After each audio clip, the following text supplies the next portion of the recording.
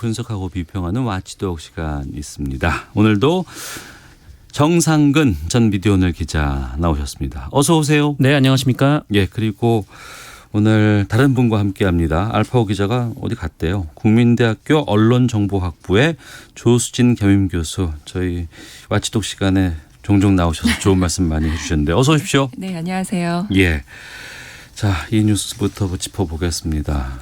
서울시청 출입하는 기자가 새벽에 서울시 일부 사무실에 무단 침입했다가 현장에서 발각이 됐습니다.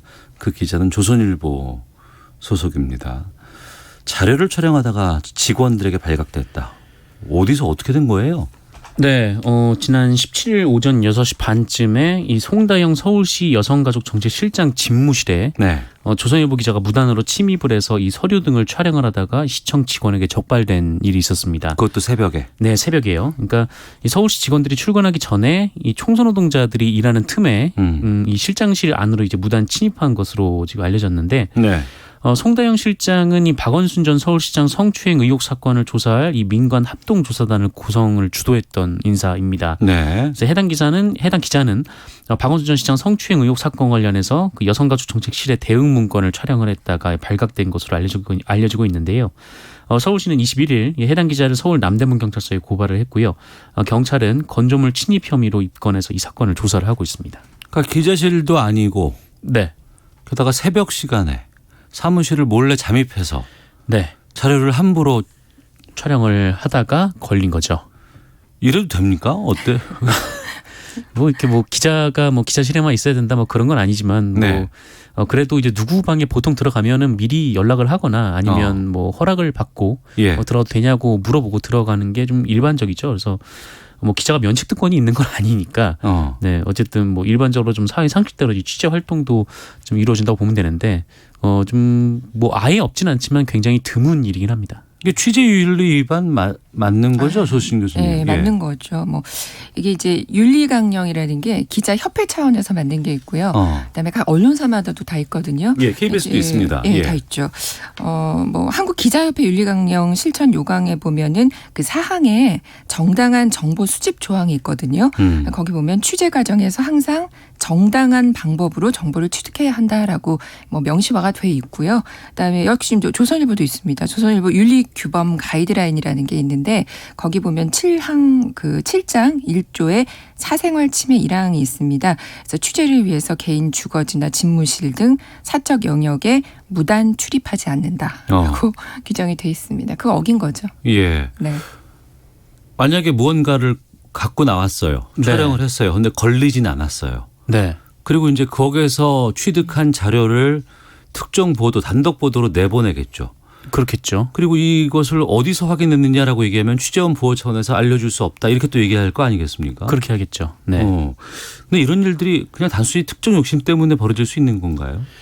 그러니까 사실 이 취재라는 게 그 종종 이 불법과 합법의 경계를 좀 모호하게 왔다 갔다 하는 경우들은 좀 있어요. 네. 그러니까 뭐 이를테면 예전에 그러니까 그 대전 MBC 이진수 전 사장하고 그 정수장학회 최필립 이사장이 통화를 했는데 두 사람의 대화 내용을 이 최필립 이사장과 통화를 하다가 이 전화를 끊지 않고 우연히 들었던 이 한겨레 기자가 이제 그 단독 보도를 한 적이 있었거든요. 이 두 사람의 말의 내용을 근거로. 근데 그때도 이제 좀 이게 불법이냐 합법이냐 이 논란이 좀 있었는데, 근데 어쨌든 뭐 재판에 가면은 이 불법과 합법의 경계에 좀 있는 약간 좀 불법으로 보기에도 애매하고 합법으로 보기에도 애매한 경우에는 좀 그래도 이제 언론에 좀 공익적 보도가 있었다고 하면은 그거는 좀 인정해 주는 좀 그런 상황이긴 한데, 네. 근데 이번 거는 좀 완전히 불법이잖아요. 그냥 아예 아무도 없는 사무실에 이제 들어갔으니까. 네, 걸리기도 했고요. 근데 이렇게 좀 이렇게 취재 윤리를 위반하면서까지 좀 단독 보도 욕심이 있는 거냐라고 물어보신다면은 뭐 기자 개인이 있을 수도 있겠죠. 있을 수도 있겠는데, 근데 저는 이 문제에 그 해당 언론사의 데스크들은 아무 책임이 없는가라는 질문을 또 한번 하고 싶어요. 관리자들 데스크들이. 네, 그러니까 뭐 이른바 이제 부장, 이제 국장 이런 사람들이 책임은 없는가? 그러니까 뭐랄까요? 하여튼 좀. 그러니까 이 사람에게 뭔가 가져오라, 이렇게 내놓으라, 이게 압박을 주지 않았을까? 그러니까 특종을 빼오라 이런 얘기를 하지 않았을까? 이런 식으로 압박이 쭉 이어지고, 뭐 상대방은 뭐 특종 보도를 터뜨렸는데 너는 왜 못해? 이렇게 계속 좀 분위기를 몰아간다면, 지금 이게 좀 기자들 입장에서는 뭐 뭐랄까 하여튼 이 기자를 뭐 두둔하고 싶은 마음은 없지만 뭐 어떻게든 좀 그 뭔가를 빼내려고 좀 노력을 했을 수도 있겠죠. 그 부분인데 네. 해서는 안 되는 것이고 뭐 자기들이 스스로 내놓은 윤리 강령에도 하지 말자고 되어 있는 내용이에요. 그리고 이거는 실정법을 위반하는 행동이기도 합니다만 여기서 어떤 유혹 같은 게 있어서 걸리지 않았으면 이런 혹시라도 그릇된 생각들이 기자 사회에 있지는 않을까라는 게 더 걱정되거든요. 네. 뭐 지금 계속해서 이 문제뿐만 아니라 여러 가지 요즘 보도 행태, 뭐 기레기라는 말이 왜 괜히 나오겠습니까? 이런 보도 행태들이 다 이제 윤리적인 사항을 어기지 않아서 나오는 그런 문제들이고요. 지금 이제 기자님이 말씀하신 것처럼 뉴스를 제작하는 과정에서 그러니까 뉴스 생산 단계라고 하죠. 그 생산 단계에서 선택과 통제의 과정을 통해서 이제 이루어진다라고 얘기를 하거든요. 예. 근데 그 기사를 선택하고 통제하는 과정이 기자 스스로일 수도 있고요. 그다음에 이제 그게 데스크 차원에 가서 그다음에 조직 문화 차원에서 가서 이루어지는 경우들이 있거든요. 근데 이제 그 과정에서 계속해서 문제가 생기는 거죠. 네. 이를테면 기자들끼리 술자리에서 모욕당하고 난 예전에 이런 것까지 해봤어. 뭐 이거 그렇죠. 자랑스럽게 얘기를 하는 그 사회는 이제는 아니잖아요. 그럼요. 뭐 그런 사회는 아니고 뭐 하여튼 옛날에는 뭐 마치 이제 뭐 기자 선배들이 뭐 이렇게 후배 기자들의 이른바 좀 뭐 용기를 북돋아준다는 측면에서 막 경찰서 가면 뭐 서장실에 뭐 발을 물은 차고 들어가라 막 이런 얘기들도 있었는데 네. 요새는 그런 시절은 뭐 훨씬 지났고 예전에도 굉장히 부적절한 행동이었죠. 네. 사회 상규가 있는 건데요. 뭐 예. 기자들도 거기에서 예외가 될 수는 없는 겁니다.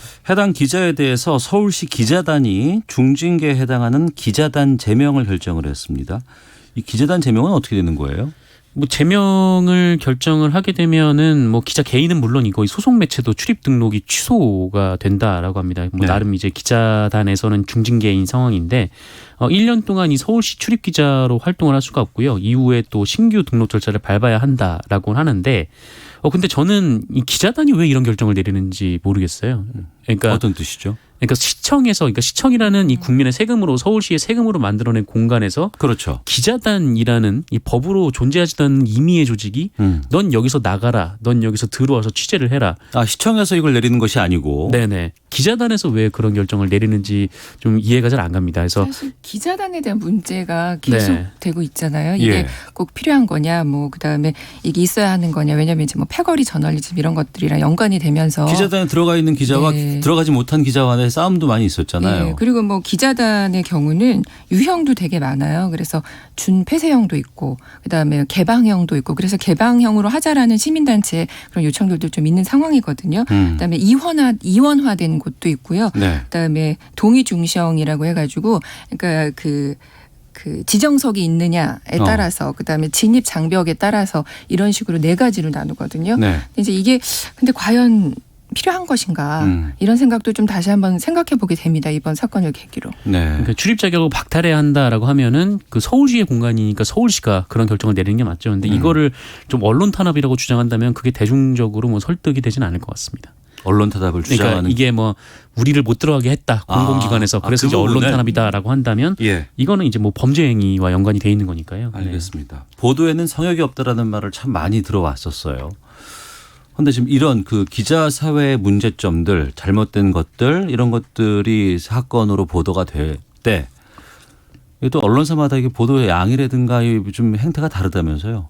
네, 그렇죠. 그러니까 뭐 특히 이른바 뭐 기자단, 그러니까 혹은 이제 언론사 내부의 문제는 다른 언론사가 잘 보도를 하지 않는 게 좀 굉장히 좀 일반적이었는데 그래도 네. 뭐 지상파에서 뭐 보도 비평 프로그램도 나오고 또 각자 뭐 옴부즈맨 뭐 이런 거 섹션도 이제 각자 신설을 하면서 요새는 그래도 좀 자유롭게 서로 이제 좀 비판하고 좀 그런 모습이 있기는 합니다. 근데 네. 뭐 이번 건 같은 경우, 그러니까 조선일보 기자가 좀 무단 침입한 것 같은 경우에는 보도가 사실 잘 나오진 않고 있어요. 그래서 뭐 왜 이거를 보도를 하지 않는지에 대해서 뭐 정확히는 뭐 각자 뭐 언론사의 뭐 기사 판단 기준에 따른 거겠지만 네.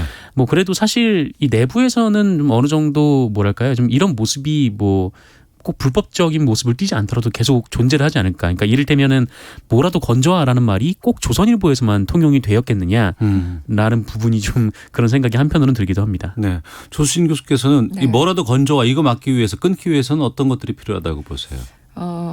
일단은 지금 조금 전에 말씀하셨는데 상호 비평 음. 하는 거, 그러니까 네네. 미디어 비평에서 사실 상호 비평도 굉장히 중요하거든요. 예. 그래서 상호 비평도 필요할 것 같고요. 그다음에 이번에 이제 침묵의 카르텔 형태가 나타난 거예요. 그러니까 동종 업종에서 서로 좀 봐주기식 예. 이런 것들인데 이게 결국엔 국민의 알 권리랑 연결이 돼서 신뢰감하고 굉장히 중요하게 되거든요. 연결이 되거든요. 근데 이제 우리나라 지금 그 언론의 신뢰도가 최하위라고 얘기를 하고 있는데 언론이 이렇게 이중 행태를 보이면 신뢰감이 떨어지는 겁니다. 네. 그러니까 예를 들면 최근에 정의원 사건이나 이런 것들은 정말 막 달려들어서 엄청나게 많은 보도가 쏟아졌는데 지금 오보가 굉장히 많아서 네. 정정보도 많이 나오고 있잖아요. 예, 예. 근데 이제 그 내부 자기네들의 어떤 언론사의 그런 문제들은 또 침묵하고 있단 말이에요. 이런 이중 행태를 보이는 것 때문에 신뢰도가 떨어지고 있거든요. 그러니까 이런 것들을 좀 신뢰감을 높이기 위해서라도 이런 상호 비평 이런 것들이 좀 더 적극적으로 돼야 되지 않을까 이런 생각이 듭니다. 마치도 열심히 해야 되겠는데요. 네, 예. 그러니까요. 네. 자, 정상근 전 미디어오늘 기자, 조수진 국민대 언론정보학부 교양교수와 함께 와치독 말씀 나누고 있습니다. 다음 주제로 가보도록 하겠습니다. 2분기 국내 총생산, 이 GDP라고 하는데 이걸 둘러싼 언론 보도들이 논란이 되고 있습니다. 정상근 기자가 좀 소개해 주세요. 네, 그 관련해서 지금 2분기 실질 GDP 통계가 마이너스 3.3% 그러니까 마이너스 성장을 한 것으로 나타났어요. 코로나19 상황에서. 네, 예. 이거 관련해서 언론이 기사를 많이 보도를 했는데 근데 이른바 이제 좀 보수 쪽 혹은 이제 경제지 쪽의 언론들 같은 경우에는 여기에 이제 제목에 좀 공통적으로 들어가 있는 단어들이 있었습니다. 그러니까 네. 그게 뭐냐면 쇼크라든지 이 충격이라는 단어였는데 예. 예를 들어서 이 중앙일보 같은 경우에는 마이너스 3.3% 역성장 쇼크 그리고 조선일보 같은 경우에는 고꾸라진 경제 3.3% 추락 동아일보는 코로나 역성장 쇼크 환란 이후 최저 마이너스 3.3% 한국경제는 3.3% 마이너스 성장률 쇼크 서울경제는 성장률 마이너스 3.3% 짙어진 경기 후퇴의 공포 등등입니다. 네. 네. 마이너스 3.3. 그러니까 전보다 많이 떨어졌다는 얘기 아니에요. 근데 지금 제가 보니까 오늘 그 미국 상무부가 미국의 2분기 국내 총생산 증가율을 연율 마이너스 32.9%를 기록했다. 이렇게 지금 보도가 나오고 있거든요. 네, 연율이라고 하면 이 분기의 실적이 예, 물론 그대로 차이가 1년간 좀 예. 이어졌을 때가 마이너스 32.9니까 이거를 분기로 환산하면 한 8, 9% 마이너스 8, 9% 정도 되겠죠. 네. 그러니까 이 수치라든가 비교 같은 경우에는 전분기와 비교할 수도 있고 전년 대비와 비교할 수도 있고 다른 나라들과 같이 비교해 볼 수도 있고 하는데 이런 비교를 언론사가 선택하는 거 아니겠습니까? 네. 이게 경제 뉴스잖아요. 예. 그러니까 경제 뉴스 좀 어려워요. 저도 어려운데 그래서 이제 뉴스 이용자들이 경제 뉴스에 굉장히 의존하는 경우가 많거든요. 네. 그리고 그래서 굉장히 의존할 수밖에 없고 그러다 보니까 영향력이 굉장히 큽니다. 그래서 그 숫자 하나라던가 이런 것들을 이건 사실은 나타낸 거긴 하지만 비교와 어떤 상황적인 맥락이나 이런 것들이 같이 가야 되는데 이번 기사에서는 그런 것들이 많이 빠져 있고요. 이제 그런 거 보면 저는 결국은 프레임의 문제가 아닌가라는 생각이 들고요. 예. 그 프레임의 유형에 보면은 개인적인 거 그다음에 주제적인 거 이런 것도 있지만 유형 중에 하나가 이제 손실 프레임이냐 이익 프레임이냐 이렇게 나타나는 게 있거든요. 이게 예. 숫자적인 거로. 그래서 손실 프레임은 기회나 증가된 부정적인 결과를 조금 이렇게 내세워서 제공하는 거고 그다음에 이익 프레임은 기회나 감소된 부정적인 결과를 중심으로 사안을 제시하는 건데 그러니까 예를 들면 쉽게 설명을 하면 현금을 쓰면 10% 이익, 네. 카드를 쓰면 10% 손해. 이럴 경우에 사람들이 뭘 많이 쓸까요?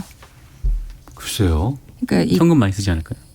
그러니까 현금을 쓰게 하기 네. 위해서 예. 이 문구를 정했을 때 어떨 때 더 많이 쓰게 되느냐라는 건데 예. 그 카드를 쓰면 10% 손해라고 손해. 하면 사람들이 손해라는 그렇죠. 그 부정적인 어떤 현금? 손실 프레임, 예, 그게 이제 손실 프레임이 작용한 거거든요. 예, 예. 그래서 이제 그런 식으로 해서 어떤 부정적인 결과나 이런 것들을 좀 확대해서 하면 사람들이 그걸 굉장히 크게 받아들여요. 예. 그러니까 이번에도 마이너스 3.3 하니까 마이너스? 다른 거랑 비교하지 않고 그러다 보니까 이 손실 프레임 이런 것들이 작용을 하면서 사람들이 굉장히 공포심, 우려 이런 것들을 갖게 되는 거죠. 예.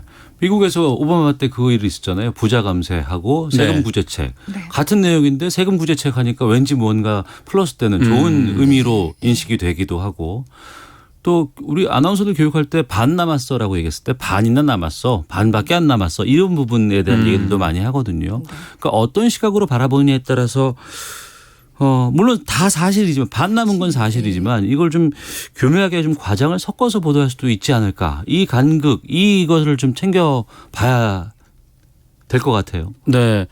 뭐 사실 그러니까 마이너스 3.3%니까 이게 뭐 그냥 뭐 대충 뭐 넘길 만한 숫자는 아닙니다. 그럼요. 사실 마이너스라는 게 굉장히 좀 국민들한테 다가오는 이 쇼크가 이제 굉장히 좀 크기 때문에. 근데 다만 뭐 이게 이제 코로나 팬데믹이 시작될 때부터 이미 2분기 성장률이 이 정도 낮아질 거다라는 점은 모두가 다 알고 있었고 이 관련해서 뭐 그렇기 때문에 뭐 각국 정부가 뭐 유동성을 뭐 완화한다든지 뭐 돈을 푼다든지 그런 조치들을 취하고 있는 거거든요. 근데 이 언론에서는 근데 이 조선일보 같은 경우에는 부제를 이렇게 썼는데 이 아무도 예상하지 못한 역성장 쇼크라는 부제를 썼어요.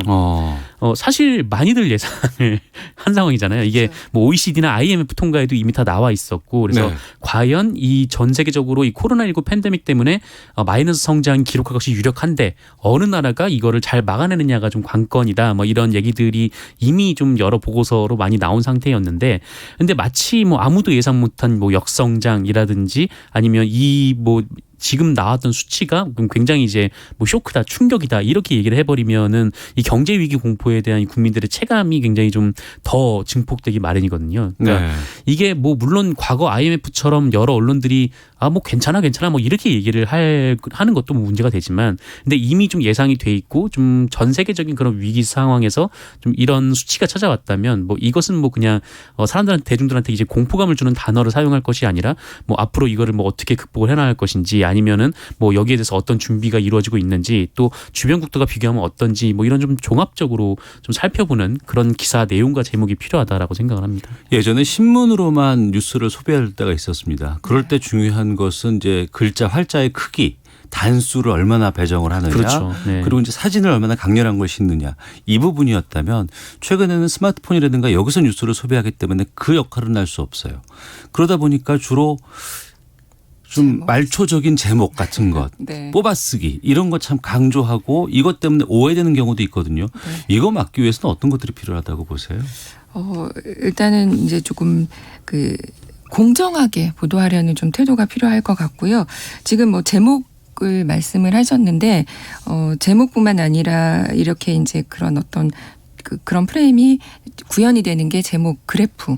요즘에 좀 시각적인 그렇죠. 것도 예, 굉장히 예. 많이 하거든요. 근데 요번 기사들을 좀 보면 제목도 지금 정 기자님이 말씀하신 것처럼 부제에서 뭐 이런 것들이 많았는데 그래프를 나타낼 때도 기준이 어떻게 되느냐에 따라서 그다음에 크기나 색깔 이런 것들에 대해서도 굉장히 받아들여지는 게 다르거든요. 예. 근데 그것도 역시 비교나 이런 것들이 없었어요. 그래서 그런 어떤 전체적인 좀 맥락을 그다음에 그 주변의 어떤 그 환경들 이런 것들을 좀 이렇게 그 구현이 되는 그런 입장에서 좀 제목이나 기자들이 제목이나 기사를 좀 썼으면 좋겠다는 생각이 들고요. 예. 그 이런 기사 그 논문도 있었습니다. 바람직한 경제 뉴스가 갖춰야 할 요건으로 예. 내용의 전문성, 그다음에 분석의 심층성, 사안의 맥락성도 지적이 됐었거든요. 그러니까 조금 맥락이 있는 그런 기사들이 좀 나왔으면 좋겠다는 생각이 듭니다. 요즘은 국민들이 다 알고 계세요. 네, 자, 그렇습니다. 자, 미디어 비평 와치도 여기서 마치도록 하겠습니다. 두 분 말씀 잘 들었습니다. 고맙습니다. 고맙습니다. 고맙습니다.